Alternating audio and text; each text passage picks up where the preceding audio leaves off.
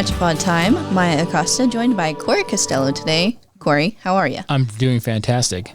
Awesome. I'm a little disappointed our guests still don't have a dog with them. I was hoping that Marley's Mutts coming in today would have. The problem is that she brought a dog. I'd want to take it home with me. So yeah, that's true. So you might have dodged a bullet on that one. Yes, or at least my kids caught wind of it. I would. Yes, I'd be in trouble. Do you think the dog would do well on the podcast, though? I don't know that it'd have. Well, much it wouldn't be the commentary. dog. It'd be me going like, "Who's a good boy?" the whole time. That would be the problem. Fair enough. Fair enough. Well, Corey, as you said, we have a guest here from Marley's Mutts. We have Melissa Brunson, the executive director of Marley's Mutts, right here in Tehachapi, here to tell us all about the organization and the wonderful work that they do here, helping to save the lives of dogs all over the county. So first off, in case anybody listening doesn't know about Marley's Mutts and what you all do, can you tell us a bit about the organization? Sure. So we are a 501c3 large breed dog rescue. We were founded 15 years ago. We started off as a foster-based organization and about 5 years ago purchased a piece of land right in front of the Tehachapi prison. That's our rescue ranch. We house anywhere from 50 to 70 dogs there at any given time. As you guys can imagine, during the winters in Tehachapi, when it's nice and snowy, we try to pare that population back to about 30. And in the summer, then we can take more because we have more of an ability to house them in a climate that feels better to them in the summer. I think a lot of people, when they think of dog rescue, they think, oh, you're just bringing dogs in, pulling them from the shelters and adopting them out.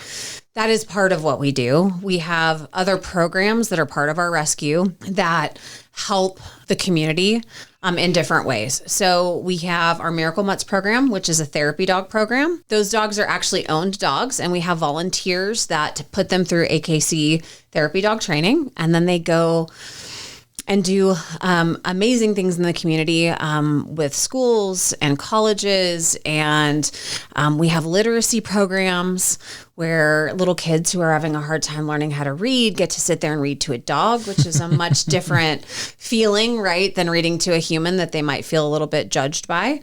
And we even work with senior living facilities. We work with folks that maybe have had a stroke and they're having a hard time getting their motor skills back, and so they can pet a dog and really start to just kind of do it in a way that's less stressful to learn how to do the activities of daily living that we all kind of take for granted.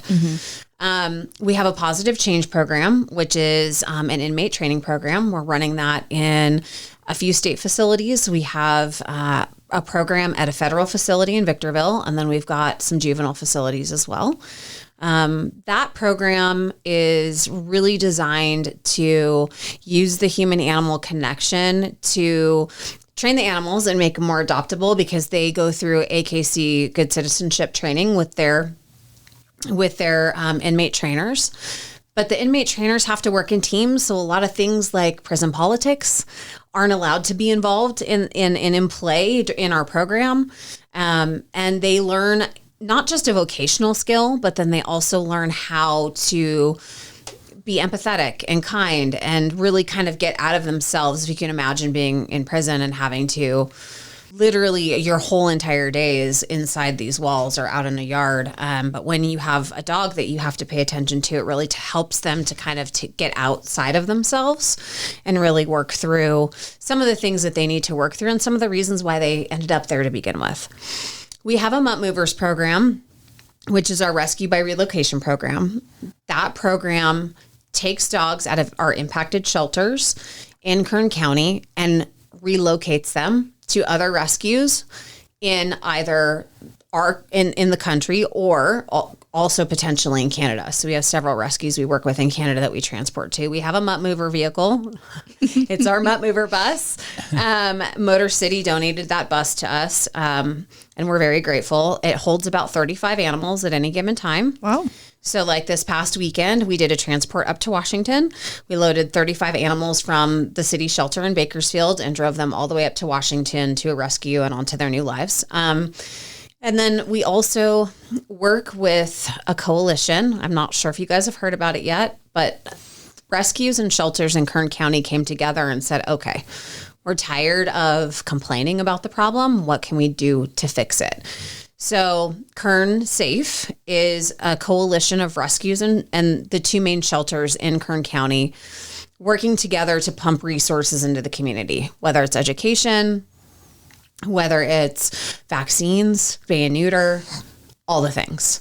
And so that is something new that we've started this year. It's great to work with a coalition because I think oftentimes we're all trying to accomplish the same goals, but very rarely do we come together to do that. And so being able to work in that capacity with our rescue partners has been a huge blessing, I think, not just for us, but also for the community. And we're able to secure grants for spay and neuter. And so were some of our other rescue partners. So we all kind of pool our resources together to go into a neighborhood in Bakersfield or Oildale or wherever and try to make sure that the animals are healthy. Because I think there's this misconception that people are just crappy dog owners. Can I say that on here? Sure. Right? And sometimes it really has to do with the cost of vet care and whether they're educated enough and don't really know what it is that they need to be doing to be a good pet owner, or they don't have access to vaccines or spay and neuter and all those things. Yeah. And you brought up the thing about the vet care too. It's not only even just the cost, but even sometimes access. I know in Tehachapi, that's been an issue, with some buyouts of different veterinary services. They're over capacity and people are like, well, I don't want to drive my dog down to Bakersfield or take him to Lancaster. So that either makes people question whether they should own or question their current ownership sometimes too. And even myself, even stuff outside of the city, I've been trying to work with people if they were interested in bringing, veterinary care. And absolutely, like that's definitely a need here. Right. And it's kind of all area wide and county wide, but just the access to that service sometimes is tough to come by because there's just not enough vets right now. There's not. And it's expensive. Yeah. Let's be honest. My dog is dog aggressive. I did adopt her from Marley's back when I was volunteering before I became the executive director. I couldn't take her to Tehachapi Vet, right? Because I would have to have her there and she would be stressed out in a kennel, not liking other dogs. And so having the option to be able to take her to, or have a mobile vet that I can take her to is a huge help to me. Because there are just certain things that are not a fit for all animals. Yeah, absolutely. So how did you get into, you mentioned you volunteered, but how did you get, how did you get into this? All of a sudden you're the executive director of Marley Mutts. So how did that happen? That is the $1 million question. No. So I'd been following Marley's Mutts on social media for a long time. I've always loved animals, always had animals. When I finished my doctorate, I was bored, as one does, because your time is no longer filled with stuff, papers and dissertations and all the things that you have to do to get that done. And so COVID hit right after I finished my dissertation. And then when Marley's opened back up for volunteers, I decided that, I was living in a suburb of LA at the time and thought, okay, I have a high stress job. Wouldn't it be great if I could just drive up there, a couple weekends a month and hang out with the dogs and help where I can. And over time, doing that morphed into helping with events and helping with donor relations and helping with, a lot of other things. And so when our previous executive director said, I think it's time for me to retire, she said, I'd like to have permission to put your name forward with the board. They're going to do a public search, but, I think the organization really well. You've been here for 2 years already. And so that's how I ended up here. Nice. Yeah. Very cool. Good. And there's a lot of folks, I think, follow that same footstep. We've mentioned it in the past, but when it comes to big sort of world-changing events, whether it was 9/11, whether it was COVID, people sometimes reconsider their surroundings. And usually it's the rural communities like ours that receive people who are like, okay, I'm done with this. I want to try something different. That's exactly what happened. Yeah. But hey, I always say, as long as people come here and use their powers for good, right, we're happy, right? Exactly. If you've got superpowers and using those superpowers for good, then we're on board. And I'm, so I worked in education my entire career, and I've never been one to kind of be, I always look for something to do for work that is of service in some way. This was not something I expected, but I remember coming up here, the first few times I was up here and I thought, gosh, this is so nice. No traffic. It's beautiful. Yeah, sure. There's bears and stuff, but it's okay. Yeah. We can deal with that. I love the traffic perspective too, because everyone I've had this conversation with that moves in from a more suburban place, they're like, there's no traffic here. This is not traffic. And we get the traffic complaints because there's 10 people waiting at a stop sign during school drop off. And then you get the perspective, someone's like, that's not traffic. Right. Right. So appreciate that. Yeah. Now, I am curious, we talked about COVID and how that kind of played into your change in career path in a way. Sure. How would you say that COVID has also played into what I would call Kern County's kind of dog crisis? Yeah. So that's a really good question. And it's kind of complicated. Yeah. I'm going to... we have time. Explain that. I know. So we have staff members who our operations manager worked at the shelter during COVID, and they weren't sure how essential they were going to be for how long. Mm-hmm. And so they started trying to find as many fosters as they could. And during COVID, that was easy, right? People were because home. everybody was home. Yeah. Right. So they essentially emptied the shelter. But as the world started to come out of COVID, a couple of things happened. They weren't able to get the dogs into the vet, so the dogs weren't vaccinated. They weren't able to get them spayed or neutered, so the dogs weren't fixed.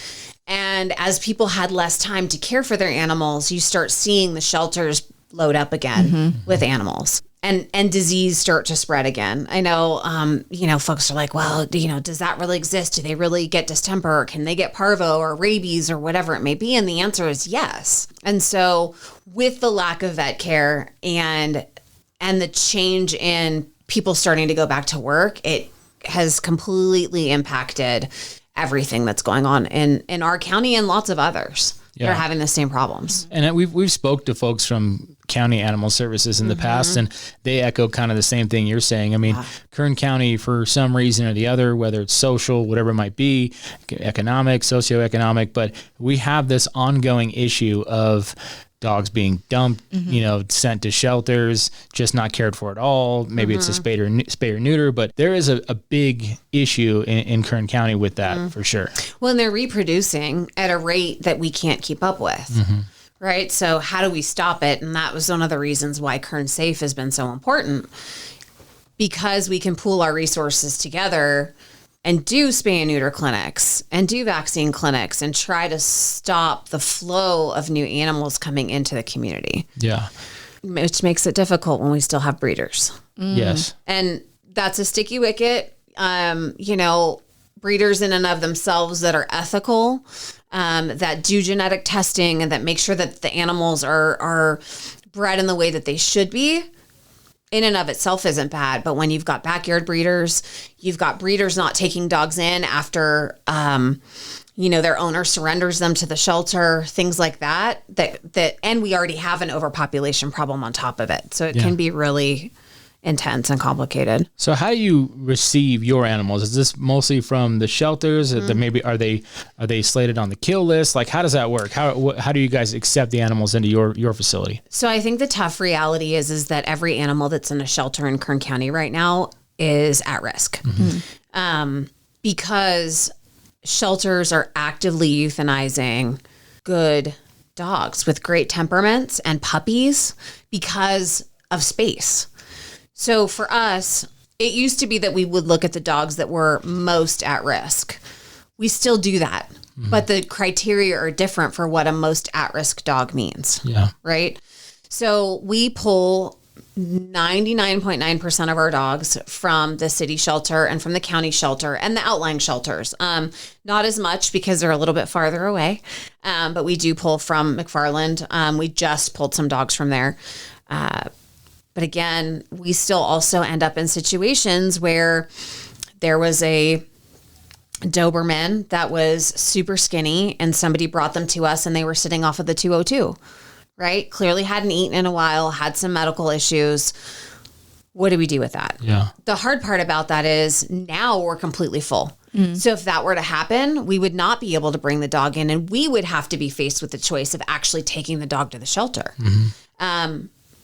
2 weeks ago, I don't know if you guys saw it on our social media, but we had 2 dogs that were tied to our sign. Wow. Crazy. And thankfully, they were not left there overnight.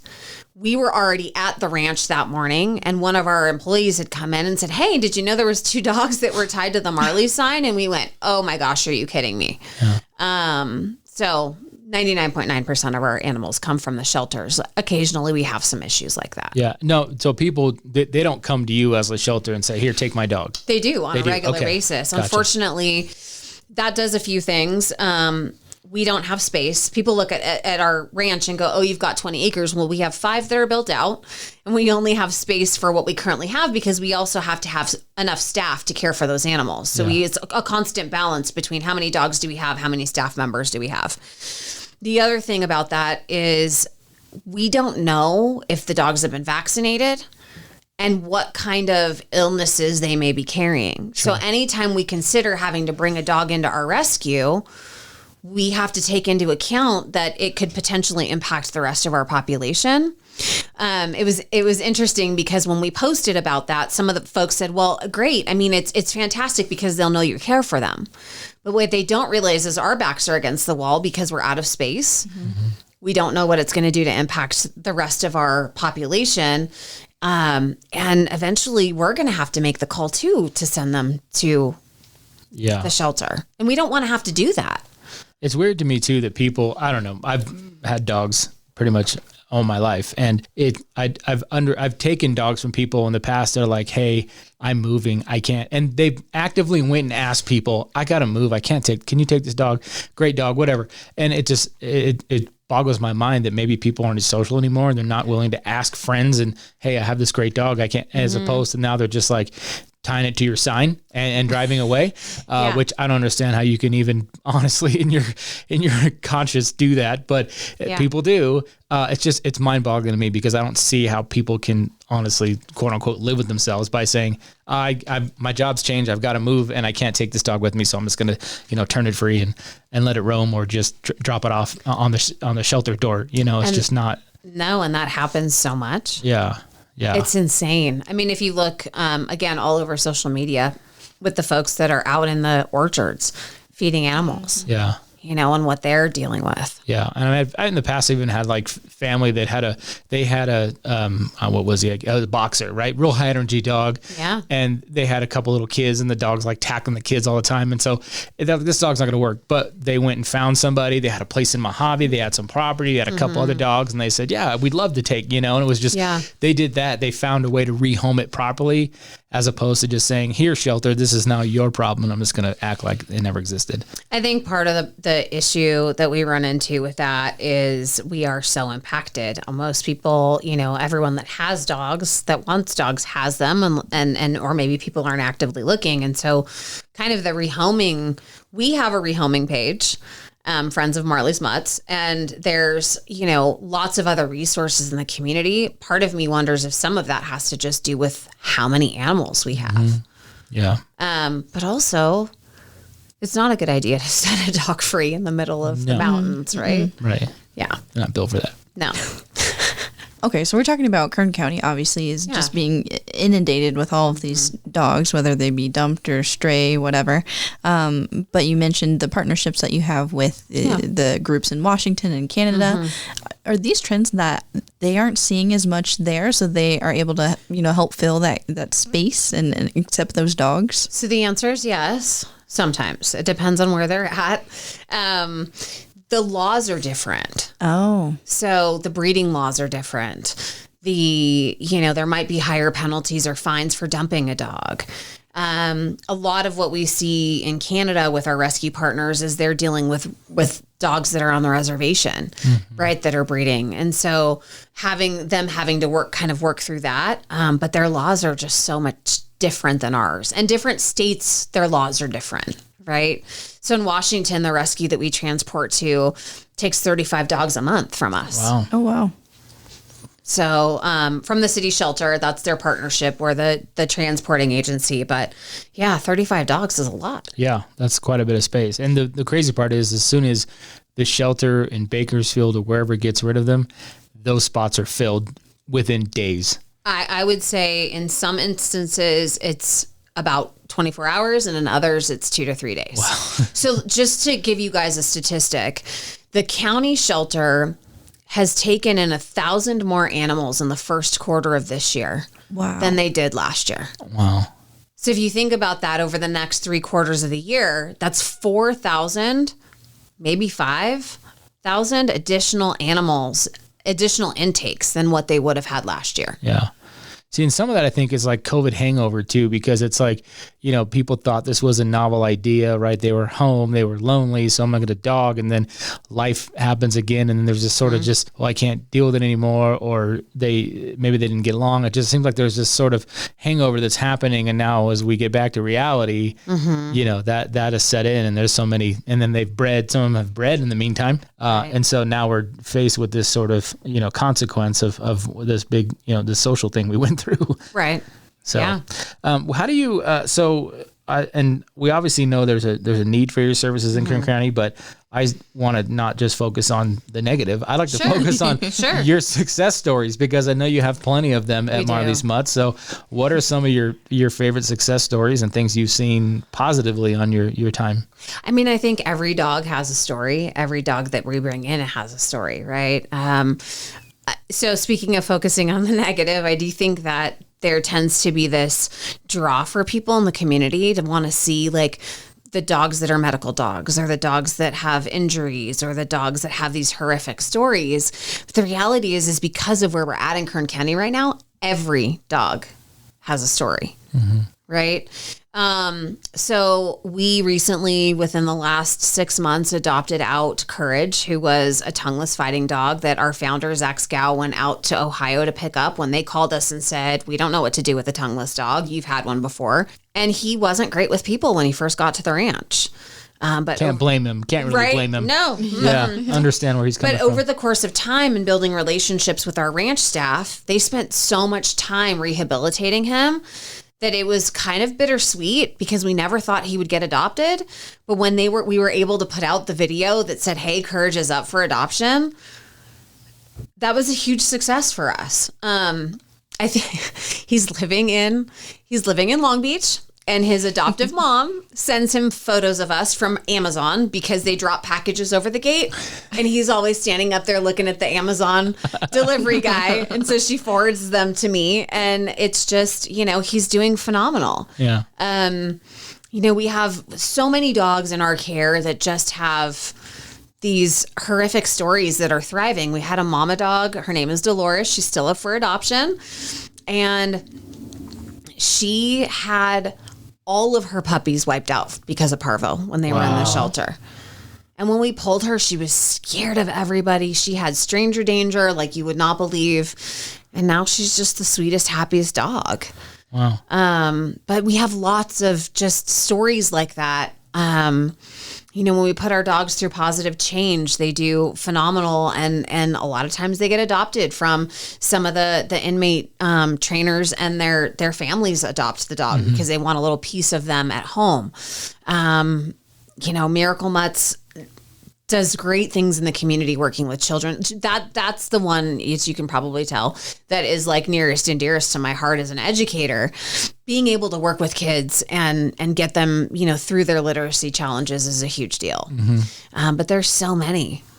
Yeah. It sounds like too, this is what you are all providing is way more than just a shelter. You've talked about some of these programs. How do you assess? I mean, obviously when you have a tongueless fighting dog that you can kind of assess, but how do you assess what each animal needs in terms of, okay, we got to socialize this one more? Do you have a kind of criteria, checklist? Is it more of just interaction to see? And then how do you move forward from there? So we do some of that before we leave the shelter to try to figure out, like, are they dog friendly? Are they people friendly? Are they just scared? We lean on the shelter staff to kind of tell us as well what it is that the dog needs, or kind of, you know, what situation they're in. And then when we get them back to the ranch, so environment changes everything for animals, right? So we get them back to the ranch, and we give them time to decompress. They get walks, they get fed, they get loved on. And then as time goes by, we start to kind of see their personality come out and evolve and change. We do have our operations manager is a trainer. Zach has a training background as well. And we've got someone on our team that's dedicated towards enrichment for the animals. So she pays attention to, like, if this dog is chewing on his, you know, kennel at night? Like, what do we need to give him to make him feel better? How do we need to wear them out so that he's happier and more content at night? It's a huge process. Yeah. Right?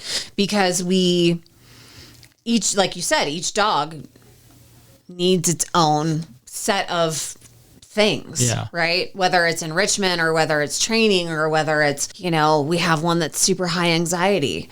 And we work through that daily with each and every dog. Mm-hmm. It sounds like the training and work you guys put into as well to kind of help rehabilitate and prepare these dogs to find a new home.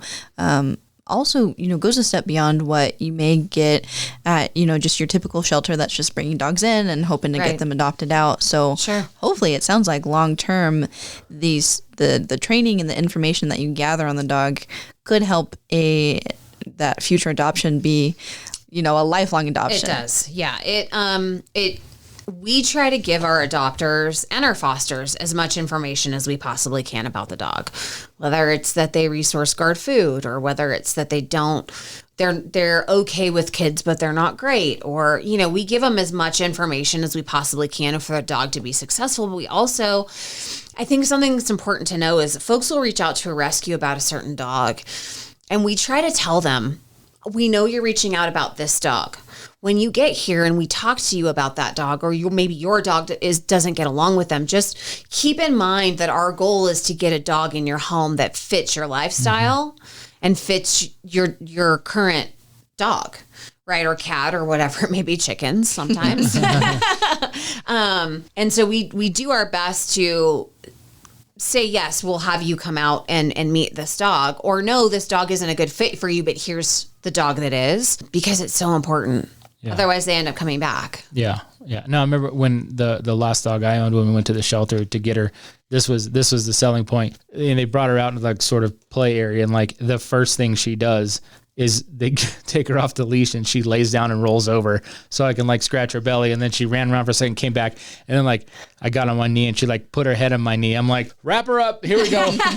Put her in the truck. We're good. I mean, it was like she totally sold herself. So what's sad? I mean, what's both amazing and sad about that is there's so many dogs like that in the shelter right now. Yeah. It's not just behavioral issues, right? Mm-hmm. Dogs are just there because they're there. Yeah, and sometimes they go to the shelter and the person dropping them off says they're awful with kids. The dog's not social, and then someone goes and look at the dog and like, what are you talking about? Yeah, this dog is fine, but they gets labeled that way because they don't have the resources that you do necessarily to sort of psychoanalyze these animals and then figure out what their needs are. Yeah, they're just going by what the paperwork says, and that's what they go with, and so people sometimes shy away from that. They do, and we've got a really great trainer that consults with us from time to time who lives in Canada, and she comes down and some of the dogs that we would deem like more difficult, she's got them rolling around and doing all the things, you know.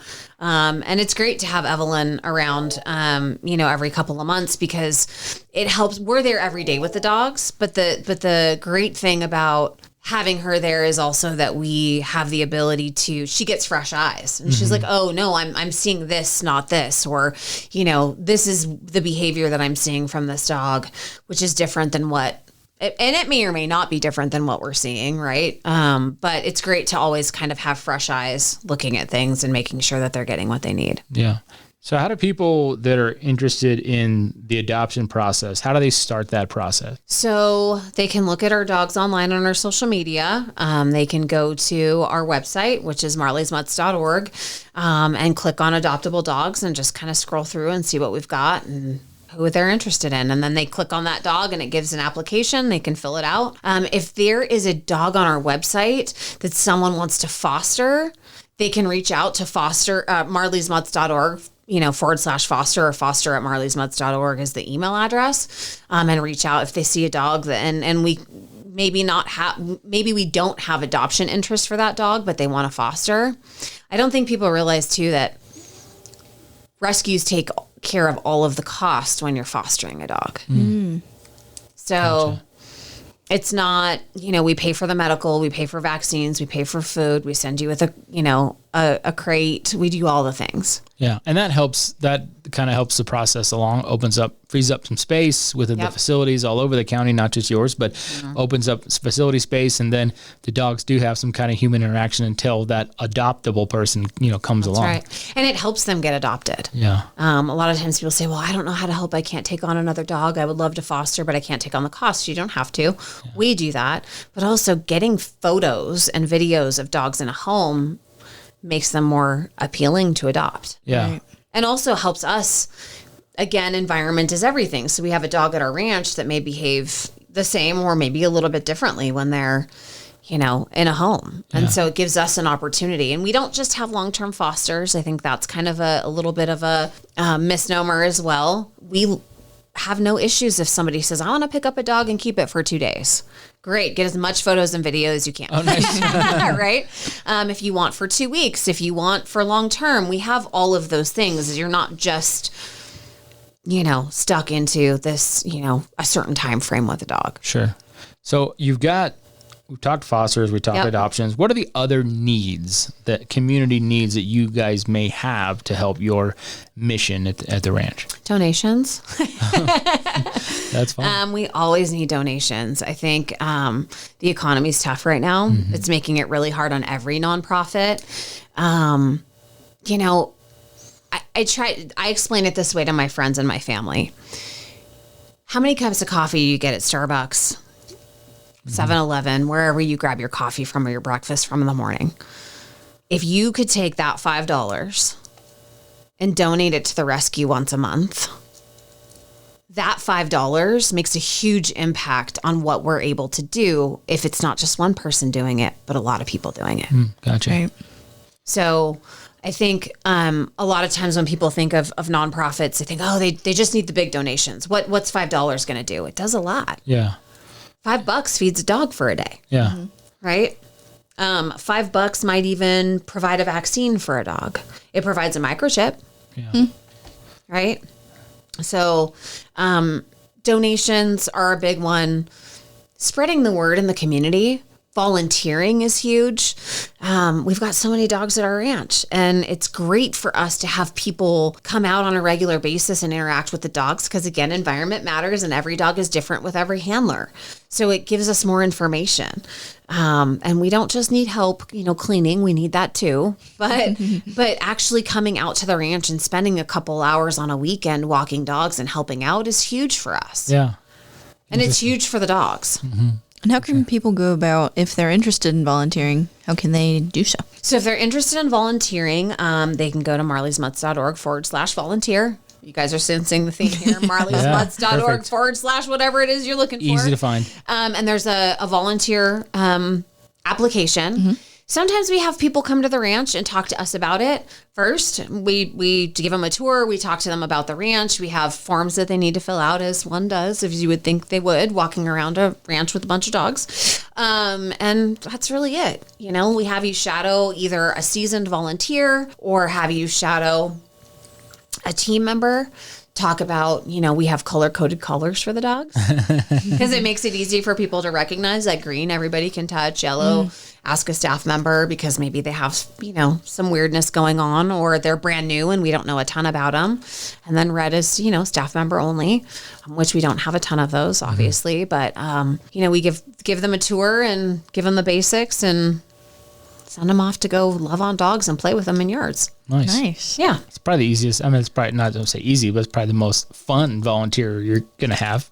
I mean, there's work involved, but you're surrounded by dogs. So it's a bonus. How could anybody be unhappy with that? Do your family and friends get worried when you call them though? They're like, oh no, she wants me to take a dog. What's going on? So I don't do that to my family. That's good. And friends. That's good. I do it to the people at work. There you go. Are you sure you don't need another foster? And they're like, no, I have 5 dogs already. Yeah, we're covered. Another foster. Yeah. But I do have a lot of people that come to me asking me for help, and I wish I could do more. But Yeah.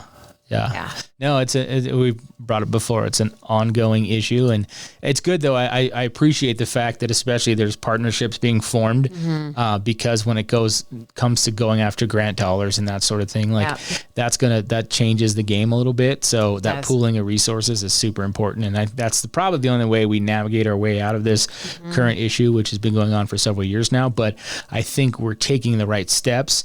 And even at the county level, our conversations with them have been like they notice the issue and they're trying to work with more organizations like yours. They're not the only solution as far as they're concerned. So that's a good sign that at least we're making some progress. And and the other thing too, when it comes to any pet ownership, but dog ownership especially, it really, like you said, it's matching the right dog with your lifestyle. I've had a few high energy dogs. They're fantastic, but they're high energy dogs. You're either going to be chasing them because they've escaped your yard again, or, luckily the ones I had that liked to escape, they were very friendly and they ran to the first person they saw and then they called me because I had my name on the tag. It was good. But, and just finding that right for your, your lifestyle and that sort of thing and your accommodations. You're not going to put a giant dog in an apartment, that sort of thing. They got to have some space. People and that sort try. Of thing. Yeah. Yes. Yeah. People try. No, and it's true. Like if you're not active, it's probably not a good idea to go after, a husky. Yeah. Yeah. Which I did at one point. I did that. She was the one who sold us, but she was great. And then as she got older, she slowed down a bit and it was fine. But yeah, we went from border collie to husky. So it's not like we were, ever on a slow dog. Yeah, definitely not. You picked two breeds that are very high energy. Yes. But, we actually, when we first got our husky, I was living in Bakersfield at the time. And I would put her in a harness and attach a leash to her. And I had one of those big longboard skateboards and we took off in the neighborhood and she would pull me down the street and she loved every second of it. So we call that breed specific enrichment. Yes. And it was great. And she would just pull me along the neighborhoods and I'd be on the skateboard and she loved it. It was perfect. Right up her alley. She's got, sled dog in her DNA. Yep. Yeah. And so that was good. And then, and then sometimes the look, right? People would be scared because the dog looks like a wolf or something, and it's like they would be terrified. And you're like, this is the friendliest dog in the world. Like she's not going to bother you at all. I get that a lot with my pit bull. Yeah, I did, especially living in a suburb of LA, and people would just be like, I'm like, are you kidding me? She's like a couch hippo. Like she just wants to lay around and be loved on. Does she like other animals? Not really, but that's okay because we don't have any others, right? Yeah. For sure. Yeah. But definitely it's the time, it's the, responsibility of it all. I think really we've changed the mentality of dog ownership over the years where before it's like everyone had them. They just put them in the yard. Sometimes you tied them up, threw them fed them once a day and that was about it. But that has definitely changed. And I've got folks in my neighborhood, there's rain, snow, what doesn't matter. There's this guy, he's got a bigger breed dog and he walks. It's got two of them and he takes 2 walks every day with each one individually. Doesn't matter what the weather is. Coldest day imaginable. He's out there with the dog on a leash and like more power to him because he realizes the importance of making sure that dog's out there being active. So it's very cool. So there's definitely that kind of responsibility of it too. But don't let that scare you away. I think some people are too worried that, my schedule, this and that. But I think there's probably a fit for you somewhere. There's always ways. Yeah. Yeah. Even senior dogs. We see people that kind of shy away from the seniors. If you want a dog that's low maintenance, get a senior. Yeah, right? For sure. Yeah, I'm talking myself into getting another dog. That's what's happening right now. I'm like, no, your schedule, worry about it. So we need to get you a senior. I got little kids, though. They want one that's going to probably run around with them a little bit, I would assume. So, they're already making that conversation, when our other dog passed. It's been a few years now, and they're starting to get to that age or asking questions. When can we get a dog again? And I'm like, soon. So we've got some really great dogs at the ranch. Yeah, I thought about maybe I'll send them out there to volunteer, and then I'm going to say, okay, I keep telling them, like, when you're old enough to help with it, I need you to be responsible. So we're getting there. So I think that's a great point, right? I acquired my baby girl who I love because I volunteered and she was at the ranch. Took me a year to adopt her because I was like, no, I work too much. And then COVID hit and I was like, well, now it's your excuse. And so, I think it's a great way to come out and hang out with the dogs and get an idea of like potentially what dog might be a good fit. Yeah. So yeah, definitely come out and volunteer. You're ending up with a new dog. I know, right? It's Right. happening. It's happening. It's good. I mean, it's good for the kids. It really is. I mean, I had them when I was young, and you get that responsibility. You're feeding them, you're cleaning up after them, Yep. that sort of thing. So it certainly helps to teach the kids that responsibility. Especially, I have 2 young boys, so it definitely helps boys. Oh yeah. For sure. sure. Yeah, it'll be soon enough. Soon enough. Now, Melissa, anything else, anything new going on with Marley's Mutts or anything to get out there? So we are celebrating our 15th anniversary. Oh, exciting. And our 15th anniversary celebration and fundraiser is going to be on May 18th Okay. from 6 to 10 p.m. at the Crystal Palace in Bakersfield. Very cool. So we would love to have as many people there as possible supporting the rescue. We do have a presenting sponsor. I don't know if you guys have heard of Ollie, the food company. They're going to be sponsoring the event, and everything that is earned from the attendance to the event or, silent auction or any of those things goes directly to the rescue. Nice. Cool. Yeah. Right on. Information on the website / something. Yeah. So are you ready? Fundraising. Are you ready for this one? marleysmutts.org /WAGFest. All right. There we go. Nice. I love it. Yep.